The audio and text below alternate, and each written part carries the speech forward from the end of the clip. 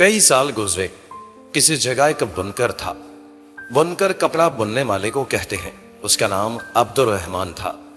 उसके पास एक खड्डी थी जिस पर वो दिन भर कपड़ा बुनता रहता था। उसकी बीवी इस काम में उसकी मदद करती थी। दिन भर की मजदूरी के बाद बुनकर को इतने थोड़े से पैसे मिलते कि वो अपना और अपने बच्चों का पेट भी ना भर पाता और ना अच्छे कपड़े खरीद पाता। अब्दुल रहमान के पड़ोस में एक किसान रहता था और उसके घर खाने की कोई कमी ना थी। साल में वो इतने चावल पैदा कर लेता कि 12 महीने के बाद भी उसके पास बहुत से चावल बच जाते। इन चावलों को बेचकर वो अपने बच्चों को कपड़ा ला देता और हफ्ते में 2-3 बार खाने के लिए मछली भी खरीद लेता। अब्दुल रहमान की बीवी ये देखती तो दिल में कुढ़ती। आखिर एक दिन उसने अब्दुल रहमान से कहा, हम दिन भर पसीना बहाते हैं और कपड़ा बुनते हैं, मगर ना हमें पेट भर चावल मिल पाते हैं और ना तन ढांपने को कपड़ा नसीब होता है। अब्दुल रहमान ने यह सुनकर ठंडी सांस ली और बोला, कहती तो तुम ठीक हो, मगर क्या किया जाए। बीवी ने कहा, ये कपड़ा बुनने का धंधा छोड़ दो, पड़ोसी की तरह खेती बाड़ी शुरू कर दो। आखिर हम भी तो कुछ कम मेहनती नहीं है, डट कर काम करेंगे। ये कहकर उसने अपने कानों से चांदी की बालियां उतारकर अब्दुल रहमान के हाथ पर रख ली और बोली, जाओ इन्हें बेचकर चावल के बीज खरीद लाओ। अब्दुल रहमान ने बीवी की बालियां वापस कर दी और हंसकर बोला, ये तुम्हारी शादी की बालियां हैं, इनको पहन लो, मैं खड्डी को बेच डालता हूँ। जब कपड़ा बनता ही नहीं तो खड्डी रखकर क्या करूंगा। अब्दुल रहमान अपनी खड्डी बेचने बाजार गया।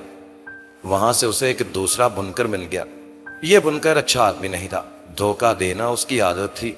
खड्डी बड़ी अच्छी थी मगर मक्कार बुनकर उसे देखकर बोला, ये तो अब किसी काम की नहीं रही, नकद पैसे देकर तो इसे कोई भी नहीं खरीदेगा। अब्दुल रहमान ने कहा, अच्छा तो इस खड्डी के बदले में मुझे चावल के बीज दे दो।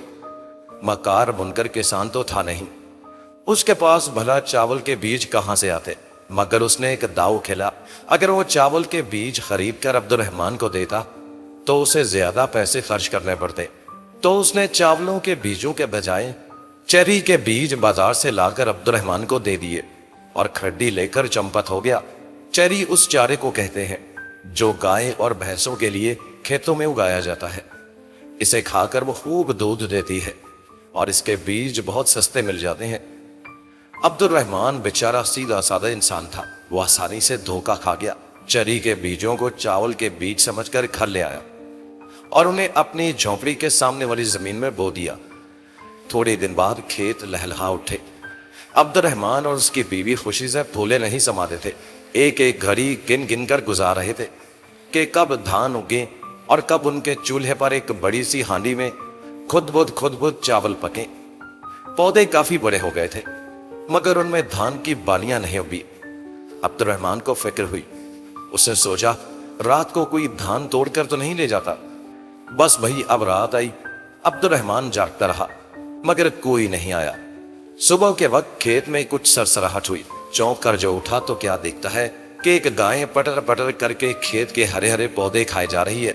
यह अजीबो गरीब गाय थी, डील डोल में गेंडे के बराबर और सींग इतने लंबे जैसे लीची का दरख्त और पेट ऐसा फूला हुआ जैसे बादशाही इमारत का गुंबद। थोथनी मारती तो सैकड़ों पौधे उखाड़ डालती। अब्दुल रहमान ये देखकर गुस्से से लाल पीला हो गया। उसने धाए से अपना डंडा गाय की कमर पर रसीद किया मगर गाय पर क्या असर होता। डंडे के टुकड़े टुकड़े हो गए। गाय ने घूमकर पीछे देखा और फिर बिदक कर भाग निकली। अब्दुल रहमान की समझ में और कुछ तो ना आया। उसने गाय की दुम पकड़ ली और अरे अरे ये क्या हुआ। गाय ने तो हवा में उड़ना शुरू कर दिया। मोटी ताजी गाय हेलीकॉप्टर की तरह आसमान में उड़ी चली जा रही थी, ना मालूम कितनी दूर निकल गई। अब्दुल रहमान का डर के मारे बुरा हाल था। शुक्र है गाय ने दुम को झटका नहीं दिया, वरना मियां अब्दुल रहमान जमीन पर आ गिरते और हड्डी पसली एक हो जाती। गाय उड़ती रही। आखिर वो एक छोटी सी कुटिया के पीछे जाकर उतरी जिसके आगे बहुत बड़ा मैदान था। कुटिया में एक फकीर रहता था। ये गाय उसी फकीर की थी। फकीर सैकड़ों सालों से इस जंगल में बैठा अल्लाह अल्लाह कर रहा था। गाय को देखकर वो उसका दूध दोहने के लिए आगे बढ़ा। अब्दुल रहमान को गाय के दुम में लटका देकर पहले तो फकीर को हंसी आई, फिर वो हंसी रोककर बोला, कौन है तू, क्या चाहता है? गाय की दुम छोड़ और पूरी बात बता। अब्दुल रहमान ने सारी बात सच सच बता दी। फकीर को उस पर तरस आ गया। اس نے ایک چھوٹی سی ہانڈی عبد الرحمان کو دی۔ اس ہانڈی میں 2-3 سیر کے قریب چاول تھے۔ عبد الرحمان بڑبڑایا، میرے آدھے کھیت کا بدل یہ مٹھی بھر چاول؟ فقیر مسکرایا اور بولا، لالچ مت کر، نیت نیک رکھ، خدا برکت دے گا، زندگی بھر ہانڈی میں سے چاول نکلتے رہیں گے۔ عبد الرحمان نے یہ سنا تو اس کی باچھیں کھل گئیں۔ فقیر نے اسے نصیحت کی کہ یہ راز سوائے اپنی بیوی کے اور کسی کو نہ بتانا، ورنہ ہانڈی میں سے چاول نکلنا بند ہو جائیں گے۔ اس نے عبد الرحمان سے یہ بھی وعدہ لے لیا کہ وہ گائے کو کھیت میں چرنے سے نہیں روکے گا۔ دوسری رات جب گائے چارہ کھانے کے لیے کھیت کی طرف روانہ ہوئی تو عبد الرحمان اس کی دم پکڑ کر اس کے ساتھ لٹک گیا۔ گائے ہوا میں اڑتی، بادلوں سے گزرتی، چاند تاروں سے اٹکیلیاں کرتی عبد الرحمان کے کھیت میں جا اتری۔ گھر پہنچ کر عبد الرحمان نے سارا واقعہ اپنی بیوی کو سنایا اور کہا کہ کسی دوسرے کو یہ راز نہ بتائے۔ اب تو دونوں میاں بیوی کی مزے سے گزر بسر ہونے لگی۔ تڑکے تڑکے اٹھ کر عبد الرحمان کی بیوی اپنی ساڑی کے پلوں میں بھر کر چاول نکالتی۔ کچھ چاول بیچ کر عبد الرحمان بازار سے مچھلی لے آتا اور وہ لوگ مزے سے بھات ماچھ کھاتے۔ ان کے پڑوس میں ایک کسان رہتا تھا۔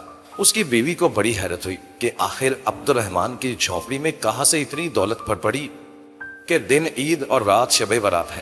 وہ عبد الرحمان کی بیوی سے بولی، بہن فصل تو ابھی کٹی نہیں، چاول تمہارے ہاں کہاں سے برس پڑے؟ عبد الرحمان کی بیوی سیدھی سادی تھی، مگر کسان کی بیوی آفت کا پرکالا تھی۔ اس نے باتوں باتوں میں اس سے ہانڈی کا راز اگلوا لیا۔ راز کھلنے کی دیر تھی کہ ہانڈی کا اثر جاتا رہا۔ عبد الرحمان نے اپنا سر پیٹ لیا، مگر ہونی تو ہو چکی تھی۔ رات کو عبد الرحمان اور اس کی بیوی نے طے کیا کہ وہ دونوں گائے کی دم میں لٹک کر فقیر کے پاس جائیں گے اور اپنی غلطی کی معافی مانگ کر دوسری ہڈیاں لے آئیں گے۔ کسان کی بیوی نے بھی یہ باتیں چھپ کر سن لی۔ دوسری رات گائے جب کھیت سے چارہ کھا کر واپس جانے لگی تو عبد الرحمان اس کی دم پکڑ کر لٹک گیا۔ اس کی بیوی نے اس کے پیر پکڑ لیے اور وہ بھی لٹک گئی، اور ادھر کسان کی چالاک بیوی بھی موقع کی طاق میں تھی۔ اس نے عبد الرحمان کی بیوی کے پاؤں پکڑ لیے اور وہ بھی لٹک گئی۔ گائے ہوا میں پتنگ کی طرح اڑ رہی تھی اور یہ تینوں ڈور کی طرح اس سے لٹکے ہوئے تھے۔ راستے میں عبد الرحمان کی بیوی بولی، اجی سنتے ہو، فقیر سے اس بار ذرا بڑی بڑی ہنڈیاں مانگنا، وہ ہانڈی بہت چھوٹی تھی۔ عبد الرحمان نے جواب دیا، تو فکر مت کر، میں بڑی ہی ہانڈی مانگوں گا۔ بیوی نے خوش ہو کر پوچھا، کتنی بڑی بھلا؟ عبد الرحمان نے یہ بتانے کے لیے کہ وہ کتنی بڑی ہانڈی مانگے گا گائے کی دم چھوڑی اور دونوں ہاتھ پھیلا کر کہا، اتنی۔ مگر ابھی بات پوری بھی نہ ہوئی تھی کہ اڑا دھم تینوں آسمان سے زمین پر آ گرے اور تینوں کی ہڈی پسلی ایک ہو گئی۔ چھوٹی ہانڈی تو گئی ہی تھی، بڑی ہانڈی کے لالچ میں جان بھی گئی۔